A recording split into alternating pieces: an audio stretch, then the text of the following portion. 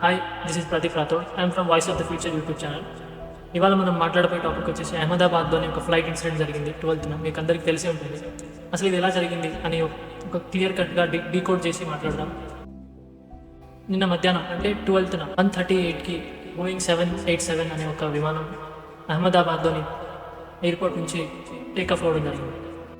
ఈ air India విమానంలో 243 మంది ప్రయాణిస్తున్నారు. వితిన్ 5 minutesలోనే 1.4 కిలోమీటర్లో ఉన్న ఒక రెసిడెన్షియల్ బిల్డింగ్ మీద కుప్పకూలడం జరిగింది. అన్ఫార్చునేట్లీ అందులో ఒకరు మాత్రమే బ్రతకగలిగారు. అతను కూర్చున్న సీట్ వచ్చేసి 11A. ఎగ్జాక్ట్గా ఎమర్జెన్సీ డోర్ పక్కనే అది ఉండడం వల్ల అతను బతకగలిగాడు. అండ్ ఇంటర్నెట్లో స్పెక్యులేట్ అవుతున్న న్యూస్ ఏంటంటే అతను ఫ్లైట్లోంచి దూకేశాడు అని ఒక రూమర్ స్ప్రెడ్ అవుతుంది, కానీ అది నిజం కాదు. అతనే కన్ఫర్మ్ చేశాడు. రీసెంట్ ఇన్ఫర్మేషన్ ప్రకారం దాదాపు 30 members ఆఫ్ హాస్టల్ పీపుల్ చనిపోయారని న్యూస్ వచ్చింది. అండ్ కంప్లీట్గా 274 members చనిపోయారు ఫ్లైట్లో అండ్ కింద ఉన్న బిల్డింగ్లో అందరినీ కలిపి. ఎయిర్ ఇండియా బోయింగ్ 787 ఈ ఫ్లైట్ గురించి మనం చాలా తెలుసుకోవాలి. ఎందుకంటే రీసెంట్గా చాలా ఇన్సిడెంట్స్ జరిగాయి ఈ ఫ్లైట్ మీద. బోయింగ్ అనే కంపెనీ తయారు చేస్తున్న ఫ్లైట్స్ గతంలో చాలా వివాదాల్లో ఇరుక్కున్నాయి. అండ్ మళ్ళీ అగైన్ ఇదే బోయింగ్ 787. అసలు ఈ విమానాల్లో ఏముంది? అండ్ ఈ ఫ్లైట్ యొక్క పైలట్ నేమ్ వచ్చేసి సుమిత్ శబర్వాల్. ఇతనికి చాలా ఇయర్స్ ఎక్స్పీరియన్స్ ఉంది. ఆల్మోస్ట్ 8,000+ hours ఆఫ్ ఎక్స్పీరియన్స్ ఉంది. అండ్ ఇతని కో పైలట్ పేరు వచ్చేసి క్లీవ్ కుందర్. ఇతనికి ఆల్మోస్ట్ 1,200 hours ఆఫ్ ఎక్స్పీరియన్స్ ఉంది. వీళ్ళిద్దరు కొత్త పైలట్స్ ఏం కాదు, ఇలాంటి సిచ్యువేషన్ నుంచి బయటపడ్డ ఎక్స్పీరియన్స్డ్ పైలట్సే. బట్ అయినా సరే ఇంత పెద్ద ప్రమాదం ఎలా జరిగింది? అండ్ మనం అందరం దీన్ని క్వశ్చన్ చేయాలి. ఎందుకంటే ఇలాంటి ఇన్సిడెంట్స్ జరిగినప్పుడు సైలెంట్గా ఉండడం కాదు, మన రెస్పాన్సిబిలిటీ ఉంది. ఒక నమ్మకంతో ఒక ఫ్లైట్లో ఒక టికెట్ బుక్ చేసుకుని ఒక ప్రాంతానికి మనం వెళ్తున్నప్పుడు మన పూర్తి భరోసా వాళ్ళ మీద ఉంటుంది. ఈవెన్ దో ఇక్కడ ఎవరి మిస్టేక్ అయినా సరే ఇంతమంది వాళ్ళ మీద ట్రస్ట్ పెట్టుకుని వచ్చినప్పుడు వాళ్ళని సేఫ్గా దించాల్సిన బాధ్యత వాళ్ళది. ఎలాంటి నెగ్లిజెన్సీ జరిగిందో తెలియదు, అది ఇన్వెస్టిగేషన్లో తెలుస్తుంది. బట్ ఎయిర్ ఇండియా కూడా ఇలాంటి నెగ్లిజెన్స్ చేయడం ఇది చాలా దురదృష్టమైన విషయం. అండ్ ఎయిర్ ఇండియా విషయంలో కూడా గతంలో కూడా చాలా వాగ్వాదాల్లో దిగింది ఎయిర్ ఇండియా. అండ్ ఎయిర్ ఇండియాలో సర్వీస్ అంతగా బాగుండకపోవడం, లగేజ్ని ఇష్టం వచ్చినట్టు పడేయడం, అండ్ అందులో ఏసీలు పనిచేయకపోవడం, ఎలాంటి ఎలక్ట్రానిక్ ఐటమ్స్ పనిచేయకపోవడం చాలా జరిగాయి ఎయిర్ ఇండియా ఫ్లైట్స్లో. బట్ ఎప్పుడు ఇలాంటి క్రాష్ అయితే జరగలేదు. అండ్ ఇప్పుడు అంత పెద్ద పేలుడు జరగడానికి కారణం ఏంటి? అండ్ ఇంకో మాట కూడా వస్తుంది, చాలా రేర్ కేసులో ఇలా జరుగుతుంది. 2 ఇంజన్స్ ఒకేసారి ఫెయిల్ అవ్వడం చాలా రేర్ కేసులో జరుగుతుంది. కావాల్సినంత థ్రస్ట్ ఇవ్వలేకపోయాయి. చాలా సర్ప్రైజ్గా అనిపిస్తుంది, 2 ఇంజన్స్ ఒకే టైంలో ఇలా ఫెయిల్ అవుతుంది. దీని వెనుక ఎవరి నెగ్లిజెన్సీ ఉందనుకుంటున్నారు? అండ్ రీసెంట్గా ఒక న్యూస్ వచ్చింది, air India CEO Campbell Wilson ఇన్వెస్టిగేషన్లో మేము పూర్తిగా గవర్నమెంట్కి సహకరిస్తామని స్టేట్మెంట్ ఇచ్చింది. అండ్ వాళ్ళ సైడ్ నుంచి అండ్ ఇన్సిడెంట్లో ప్రాణాలు కోల్పోయిన వ్యక్తులకు $1,15,000 వాళ్ళు ఇద్దామని అనౌన్స్ చేశారు. ఒకవేళ ఫ్లైట్ టేకాఫ్ అయ్యేటప్పుడు కాకుండా ల్యాండ్ అయ్యేటప్పుడు ఇలాంటి ఇన్సిడెంట్ జరిగి ఉంటే ఇంత పెద్ద ఇన్సిడెంట్ జరిగి ఉండకపోవచ్చు. ఎందుకంటే ఈ ఫ్లైట్ అనేది గుజరాత్ నుంచి లండన్ వెళ్తుంది. అంటే ఆల్మోస్ట్ 9.5 hours జర్నీ. ఆ ఫ్లైట్లో 59,000 liters ఆఫ్ ఫ్యూల్ ఉంది. అండ్ టేకాఫ్ అయిన తర్వాత అది ఆ ఫ్యూల్ మొత్తం ఒకేసారి బ్లాస్ట్ అవడం ద్వారా ఇంత పెద్ద విపత్తు జరిగింది, అంతమంది ప్రాణాలు కోల్పోయారు. అండ్ ఇక్కడ గమనించాల్సిన విషయం ఏంటంటే ఈ బోయింగ్ 787 అనే ఒక ప్రత్యేకమైన విమానం వచ్చేసి చాలా వివాదాల్లో ఇరుక్కుంది గతం. అండ్ ఈ ఇన్సిడెంట్ జరిగిన తర్వాత ఇక్కడ రెస్క్యూ టీమ్ వచ్చి అండ్ ఎయిర్పోర్ట్ అథారిటీ వాళ్ళు వచ్చి అక్కడున్న బ్లాక్ బాక్స్ని రికవర్ చేయడం జరిగింది. ఇన్ఫ్యాక్ట్ ఒక ఫ్లైట్లో 2 రకాల బ్లాక్ బాక్స్ ఉంటాయి. ఒకటి digital data recorder, that means pilot and air traffic control వాళ్ళు ఏమేమి మాట్లాడుతున్నారో అన్ని అది రికార్డ్ చేస్తుంది. అండ్ ఇంకో బ్లాక్ బాక్స్ వచ్చేసి ఫ్లైట్ ఎంత ఆల్టిట్యూడ్లో ఉంది, ఎంత స్పీడ్లో ఉంది, ఇలాంటి అన్ని ఇన్ఫర్మేషన్ని గ్యాదర్ చేసేది సెకండ్ బ్లాక్ బాక్స్. సో ఇక్కడ విషయం ఏంటంటే ఇప్పుడు దాకా ఒక బ్లాక్ బాక్స్ని రికవర్ చేయడం జరిగింది, ఇంకో బ్లాక్ బాక్స్ కోసం సెర్చ్ జరుగుతుంది. వన్స్ ఆ బ్లాక్ బాక్స్లోని రికార్డింగ్స్ అని చూసిన తర్వాత ఇన్వెస్టిగేషన్ స్టార్ట్ చేస్తారు. ఏమైంది అసలు, ఎందుకు టేకాఫ్ అయిన 5 minutesకే మేడే సిగ్నల్స్ ఎందుకు ఇచ్చారు, ఇంజన్ ఎందుకు అంత థ్రస్ట్ ఇవ్వలేకపోయింది? ఇక్కడ వీడియోలో క్లియర్గా తెలుస్తుంది, టేకాఫ్ అయిన బోయింగ్ 787 కంప్లీట్గా థ్రస్ట్ ఫెయిల్ అయింది. ఇంజన్లోంచి దానికి కావాల్సినంత థ్రస్ట్ రాలేదు, క్లియర్గా తెలుస్తుంది.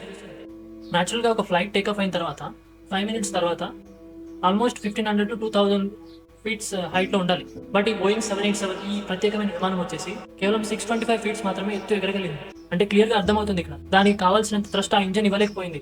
ఇక్కడ డైరెక్ట్గా పైలట్స్ని బ్లేమ్ చేయకూడదు. వాళ్ళు లాస్ట్ సెకండ్ వరకు ఆ ఫ్లైట్లో ఉన్న ప్రజల్ని కాపాడడానికి ట్రై చేశారు. అలా ట్రై చేస్తూనే వాళ్ళు ప్రాణాలు కోల్పోయారు. ఈవెన్ వాళ్ళకు ఆప్షన్ ఉంది, బయటపడడానికి ఒక ఆప్షన్ ఉండేది.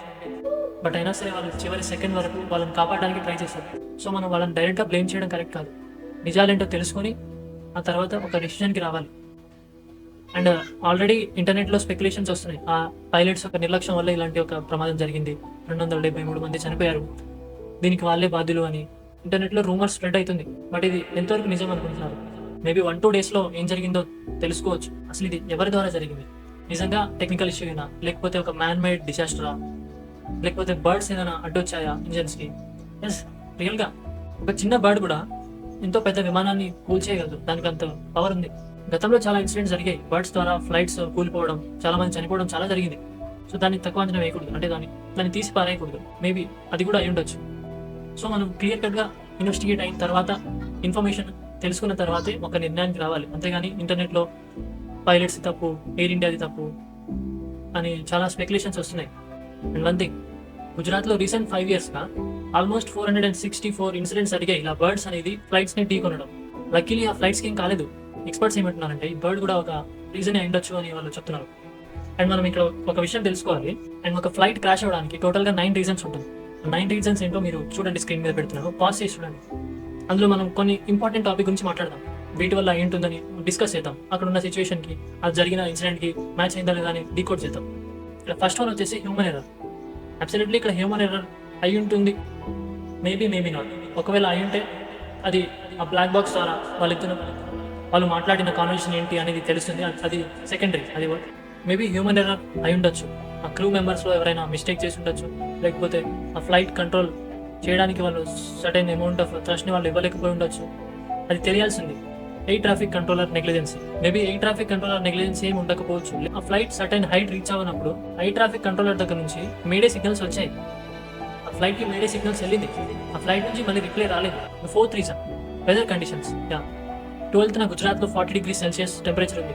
ఆ టెంపరేచర్లో ఫ్లైట్స్ చాలా ఈజీగా సర్వైవ్ అవ్వగలవు. సో అది కూడా రీజన్ ఉండకపోవచ్చు. 5th reason improper air craft maintenance.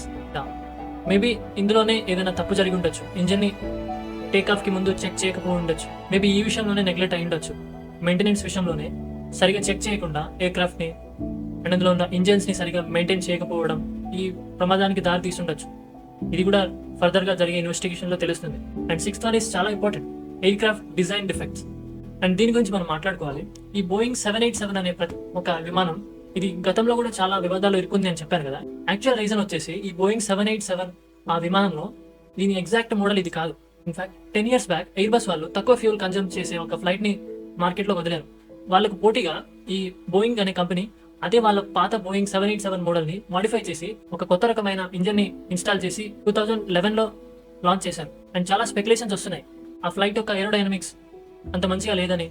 ఈ బోయింగ్ 787ని రీమాడిఫై చేయడం వల్ల అందులో ఉన్న ఏరోడైనమిక్స్ బ్యాలెన్స్ అవ్వకపోవడం వల్ల ఇంజన్ ఉండాల్సిన ప్లేస్లో కాకుండా కొంచెం ముందుకున్నట్టు, దాని ద్వారా ఆ నోస్ పార్ట్ అనేది టేకాఫ్ అయ్యేటప్పుడు కింద ఒరిగే ఛాన్సెస్ ఉన్నాయని గతంలోనే చాలా స్పెక్యులేషన్స్ వచ్చాయి. వాళ్ళు ఒక సెన్సార్ ఇన్స్టాల్ చేశారు. ఇన్ఫాక్ట్ ఒక మొత్తం విమానం వచ్చేసి ఒక సెన్సార్ మీద డిపెండ్ అయి ఉంటుంది. ఎప్పుడైతే ఆ నోస్ పార్ట్ అనేది కిందకు ఒరగడానికి ట్రై చేస్తుందో అప్పుడు ఆ సెన్సార్ ఆటోమేటిక్గా ఆ ఫ్లైట్ యొక్క బ్యాలెన్స్ని కంట్రోల్ చేసి ఒక సర్టెన్ బ్యాలెన్స్లో ఉండడానికి ట్రై చేస్తుంది.